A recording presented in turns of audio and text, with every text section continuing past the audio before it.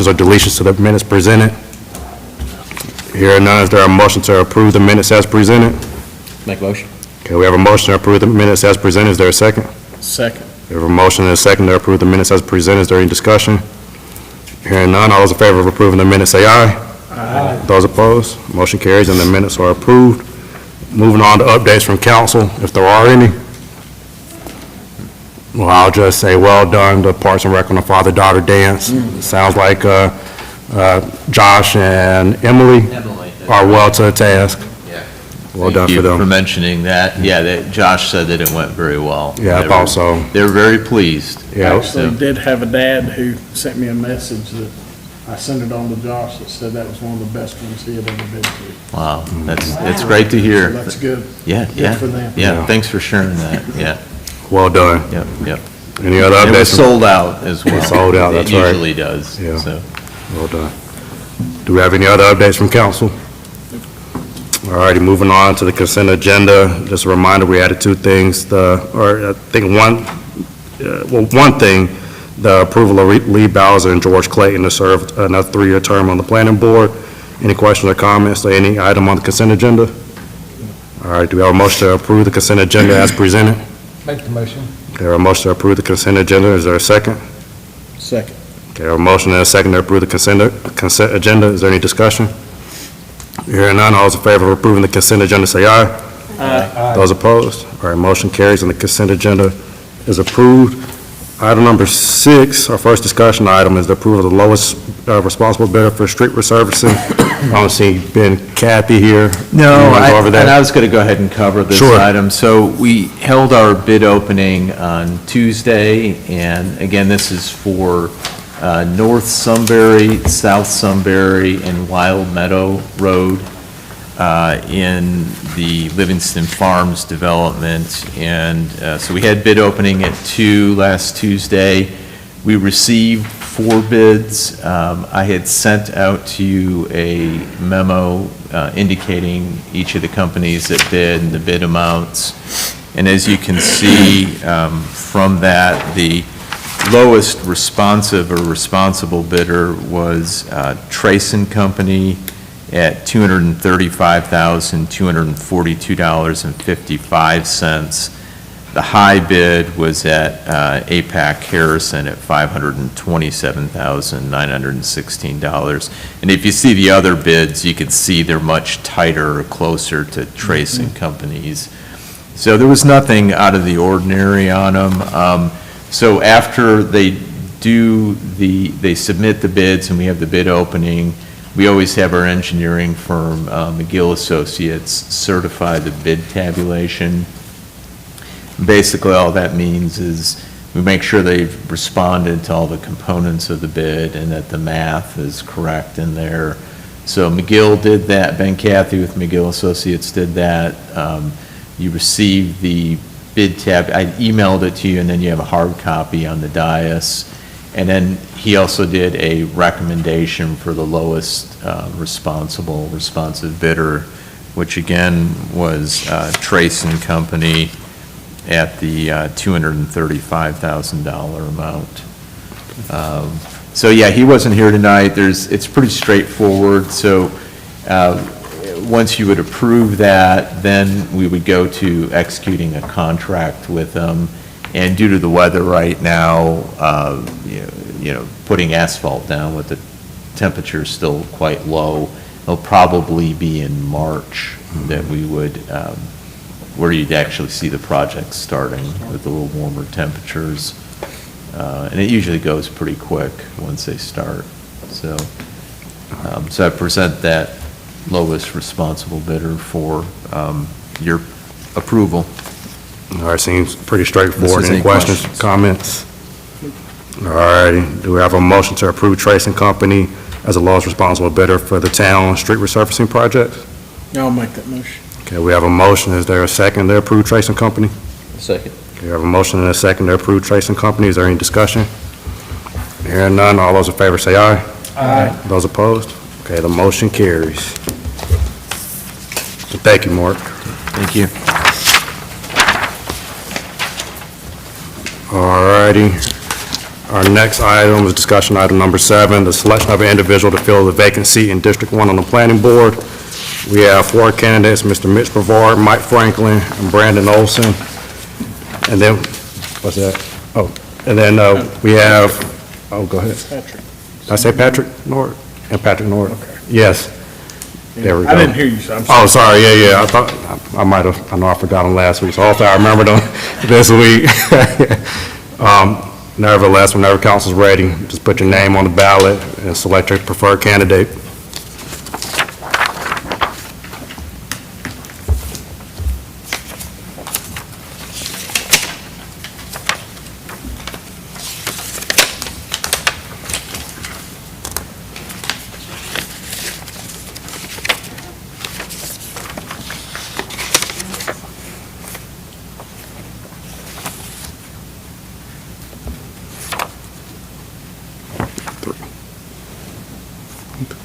Okay, looks like 3-1. We have Mr. Mike Franklin who will be appointed. So congratulations.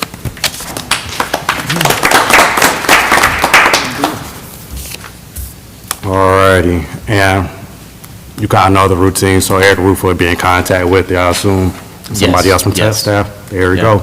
Mike, we appreciate your willingness to serve. All righty. Moving on to discussion item number 8, the updates on efforts to start a farmer's market in Fletcher. Okay. Mr. Manager, sorry. Yeah, okay. Thank you, Mayor, Council. So not a lot more to report from last week. You know, the consensus day to do this would be Tuesdays, and the time frame 3 to 6. And then it was down to a location between South Parking Lot at Town Hall or Billmore Community Park. And, you know, after discussing it with staff or with our Parks and Rec Director, and knowing that we've got town operations going on here from 3 to 6, on a Saturday, it could work out here. I'm recommending that we identify a specific spot at the park. And we're probably thinking the back parking lot, so it would not interfere as little as possible in our busiest times of the year. And it would run from May through October. So kind of the next steps is we need to work on our guidelines, application packet. We'll probably contact those people who are interested in the steering committee, interest in probably have an initial committee meeting or two just to kind of work on what would be a suggested packet and guidelines for vendors to participate. But again, we're looking at the park in the back parking lot. Yes. I received some phone calls and said that most of the people that went to the meeting would rather have the, I guess, the south side of the parking lot, but up on the gravel portion up there. Is that correct? Yes, that was the highest on it. We do have a dilemma, though, with that, with traffic coming through there. I'm recommending out of all those that we try and do it at the park. And the reason is, with that gravel area, we're going to have to shut off one side or the other. Up here? Yes. Now, down there, you probably put, because you talked about putting gravel, I guess that's going to cost some money. Yeah, there's Because it's, my understanding is it's 2 parking spots per vendor, is that correct? That's their preference. I mean, we could limit it to 1 parking spot per vendor, but they might need to. That's all still to be determined. Because I know we talked about putting gravel down there, but if it's going to put money, I know with the upcoming Helene, we don't know what the figures are. It'd be kind of hard to dump money into something where, Right. I know for example, what we're going to get hit with is sales tax. Sales tax is going to kill us next year. You're probably looking at probably 12% or more decrease in sales tax, and not even counting what property tax people are or not. So it's almost like it's an unknown coming up. It's hard to dump money into something down there where we got something up here where the majority of the people won't. That's what I was thinking about right there myself. Just because unknown finances coming up in this next budget year. Right. We're going to see a big hit, I think. And that's not a for sure about putting gravel in the reserve parking area. I mean, right now, we use it and park people from time to time without putting anything back there, but it is a consideration and not a done deal. Yeah, it came down to those two spots. The biggest challenge with this one over here by the green building, so that's the other open asphalt area, is we've got to have people coming in and out, and we're going to have to shut off one area or the other, and we've got people constantly, unless we shut the gate and shut the entrance on the other side, we've got people constantly coming through there. So that's a big safety concern I've got, unless we cut both sides off and only let people in as they're coming in for the farmer's market, so. I was just trying to think what the people wanted, and I was just gonna, Yeah. if that's what you said the vote Yeah. was, most. Yeah, no, the highest was the south parking lot. Yeah. And the south parking lot was, if we do it on Tuesday, 3 to 6, we're going to have a conflict with town operations going on. Up there? If it's in the actual parking lot, the other. Yeah, I was gonna say, open- the parking would be supposed to be, I guess, overflow parking, would it not be down here? Would it, if you did up here, would that be the overflow parking would be our Yeah. south parking lot? It could be, yeah. So it wouldn't interfere with town then, if it's actually all 100% up in the green building, the gravel part? It depends, yeah. And we can revisit that and look at both of those and don't have to make a decision today on that. And how much So- the total cost is gonna be, because again, Yeah. I think we're gonna get really hit, I know for 100% on sales tax. Oh, I think it's gonna get killed. Yeah. Sales tax is up in the air right now. One other thing, I mean, not to get off too much on a tangent on sales tax, but, it's distributed in one or two ways, on a per capita basis or ad valorem, and it can get impacted on the ad valorem side, based on what the property tax rate is among the municipalities and the county. And I think we're getting some impact, not to our favor with the ad valorem distribution right now, because we've kept our tax rate essentially the same, and some of the others have gone up, particularly Hendersonville. And so that's skewed it and hurt our receipts. So I just learned that the other day. So yeah, right now, we don't know Yeah. on property tax, because we'll get advice from the league on this state shared revenues packet, and it comes out in March, so we'll have a better idea of what our projection would be at that point. But yeah, back to the two, I mean, we can continue to examine both locations in, pros and cons. That I that just was think- gonna be my suggestion, could maybe staff come back with maybe a proposal of what the logistics will look like at both the park and by the green Yes. building, Yeah. so we can have a more clear decision. Sure. Or a clear image, I guess, of what Yeah, I'm it'll not look sold like. out on the park just because it's mid-October. It's probably the busiest time at the park. Yeah, And with baseball, Right. if we get those fields back open, all the parents, all the visitors for that, plus all the folks walking the trails and stuff, right. are they gonna be able to juggle getting that parking lot completely cleared out Mhm. to handle Yeah. that? Oh, it's going to be tight on some of those. And again, remember, we're not talking the front parking lot, we're talking the rear parking lot, like the rearmost section. So, okay. And if you can figure out if there's a cost involved too, that's another thing. Yes, Just- yes, yeah. yes. Because I think we're gonna see a decline.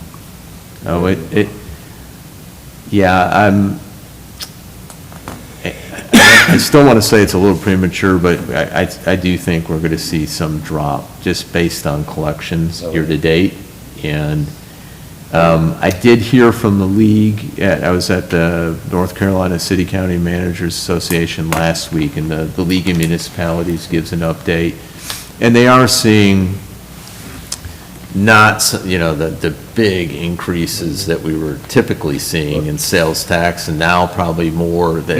Even this year, I think we're gonna be- 3% range. We're gonna be pretty close, we're gonna be losing money, I'll use that, because I feel like, where I'm from, in Skyline, we're about the same size budget. We Yeah. collect sales tax. Less than October was 22% less than last year. Yeah. So we're projecting $310,000 a loss roughly for this year's budget, not Right. counting next year's budget. So Yeah, yeah. there's some things we need to start really thinking about and planning, so. Oh, yeah. No, it's, the sales tax thing's a real thing, and it's going to be different from county to county. It is. Buncombe's experiencing a little bit worse because of Helene and there's a lot more tourism impact, more I figure so than people didn't Henderson, come, so, Yeah, yeah. I figure probably impact here, probably won't be 22%, probably could be Yeah. 10 to 15. 10 to 15. I was talking to some of the other managers at and right now, actually, several of them are on target with their budget projections.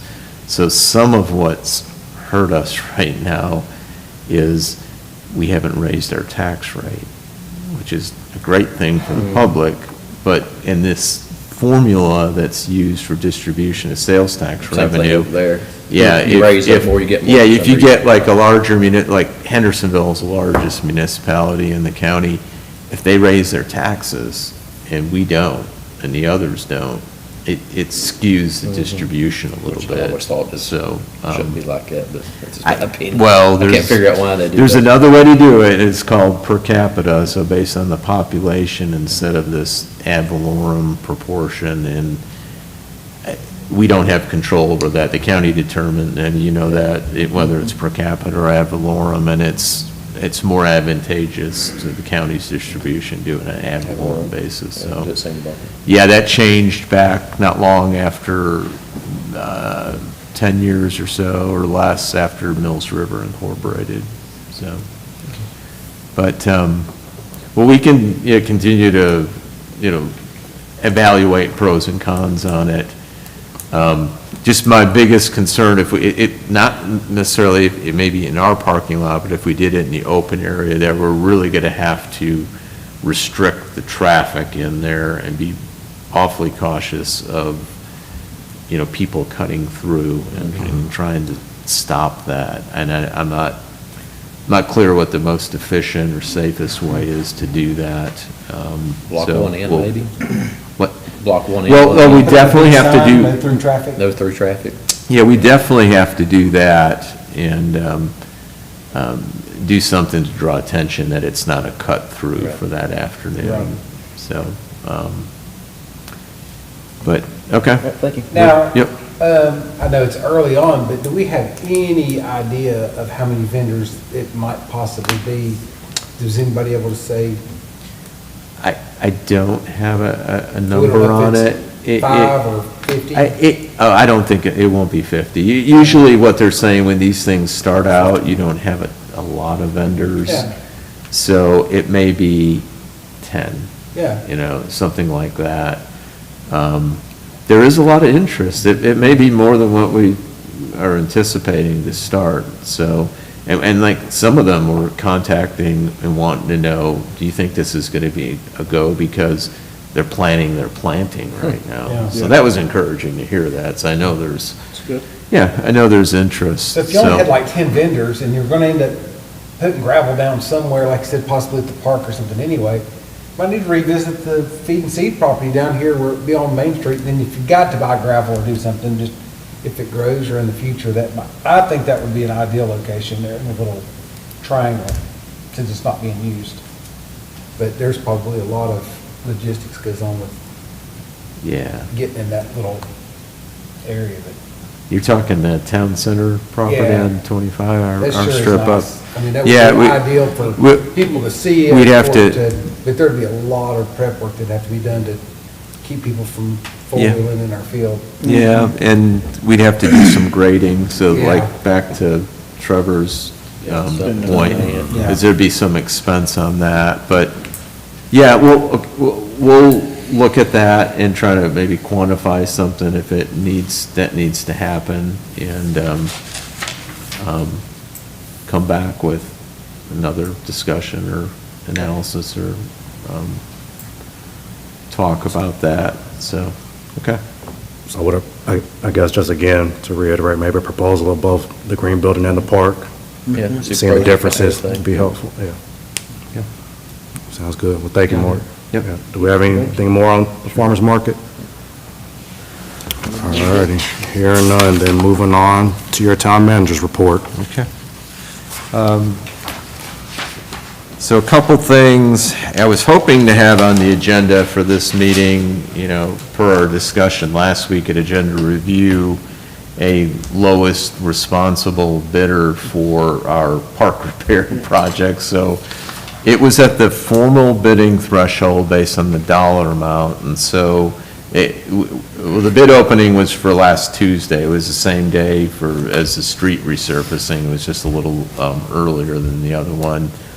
And based on it being in the formal bidding threshold, requires a minimum of 3 bids, and we only received 1. So you have to, per the general statutes, reject it. We don't open it, and you can rebid then. So McGill Associates was helping us coordinate all this. So they have since advertised this past Sunday. So we did an addendum. I think I emailed that to you. So now February 18th would be our rebidding bid opening date. It's a Tuesday, February 18th at 10 a.m. Well, if only one more person puts it back into it. We can open that bid. So the way the general statutes read, if, Yeah, do it again. Okay. it really does not, it's not the best way to do this, but it's the law and how we have to follow it. But regardless, yeah, if you only get 1, you can open that one. Hopefully, we'll get more than 1 on the rebid, and then see what we got.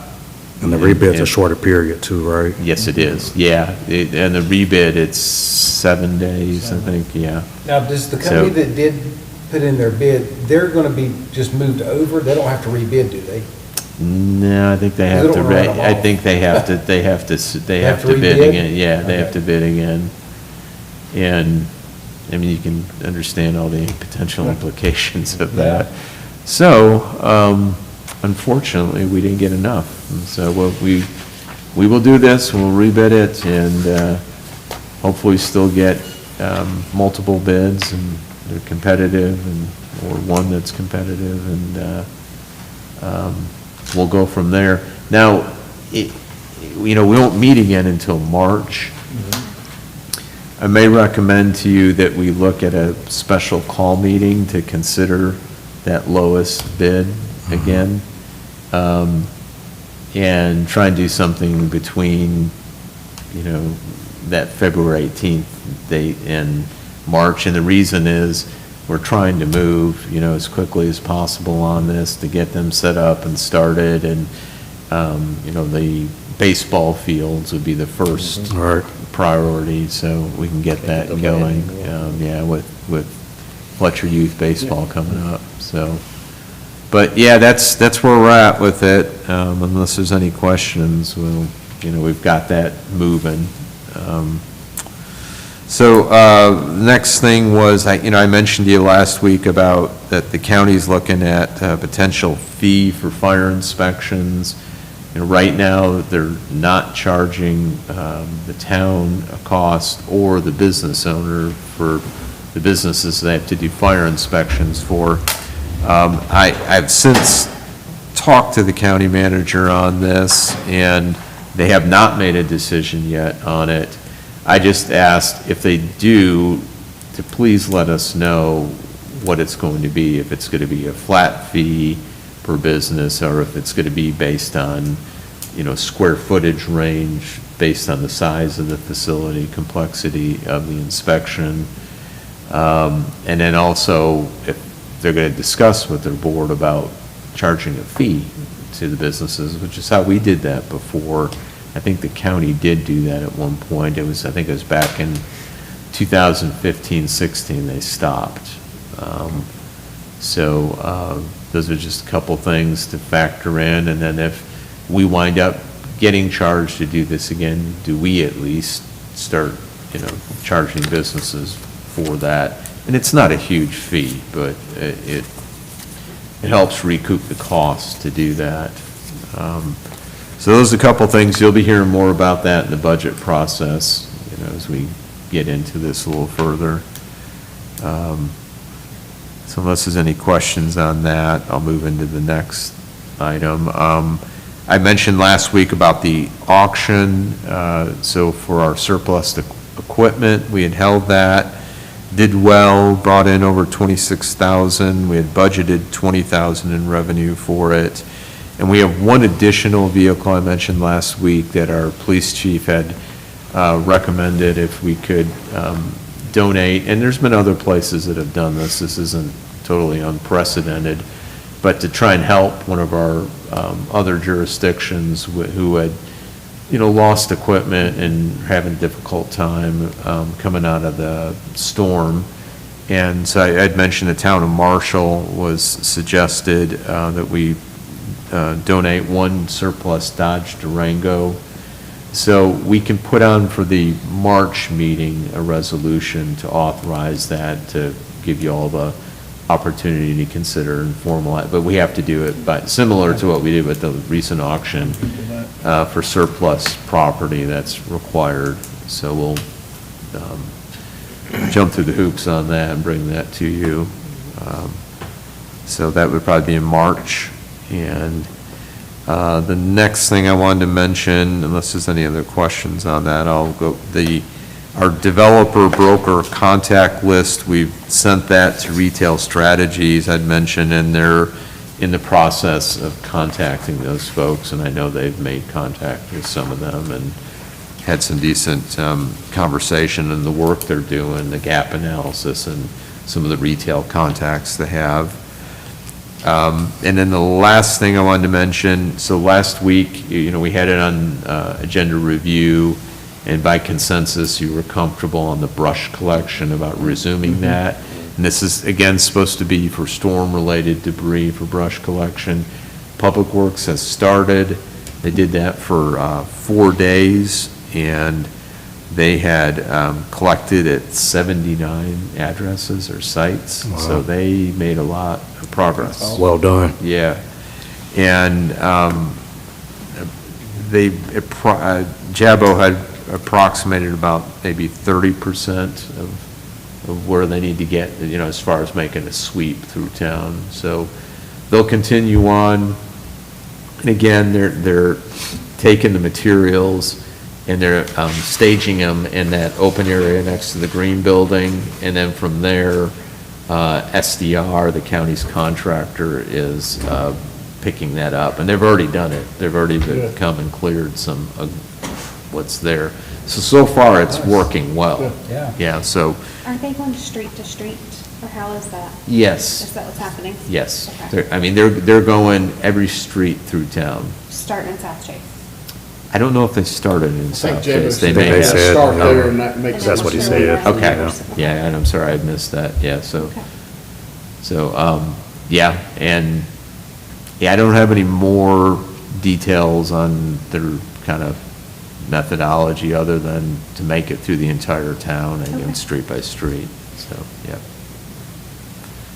So unless there's any other questions on that, that was all I had. All right, any other questions for Mark? Or any other business from council? All right, hearing none, is there a motion to adjourn? Make the motion? Is there a motion to adjourn? Do we have a second to adjourn? Second. We have a motion and a second to adjourn. Is there any discussion? Hearing none, all those in favor of adjourning say aye. Aye. Those opposed? We are adjourned.